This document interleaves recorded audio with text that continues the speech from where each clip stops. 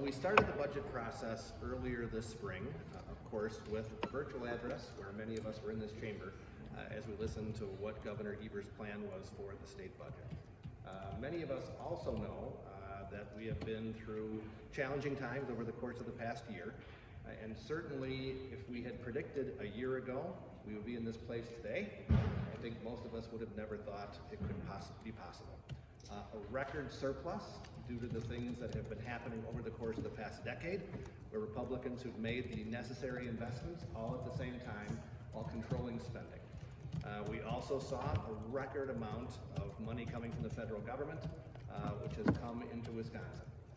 We have put together a budget that utilizes all of those resources between the federal government's help that came to the state of Wisconsin, along with the resources that the state has to really do some historic things.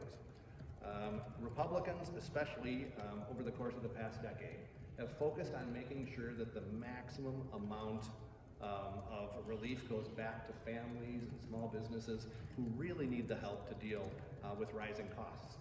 There was an article in the newspaper not too long ago about the huge inflation that we're seeing throughout the economy. I think it was just last month, they had the highest rate of inflation in over 20 years.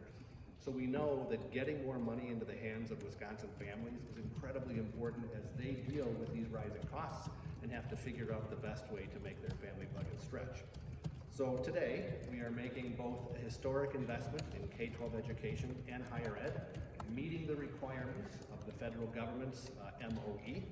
We also are keeping a promise that Assembly Republicans made right when Governor Evers was elected. If you remember, we sent a letter to the governor shortly after he was inaugurated, talking about things that we wanted to work together on. And one of the highest priorities that we put was working our way towards 2/3 funding for Wisconsin's public schools. This budget that will be presented today meets that goal.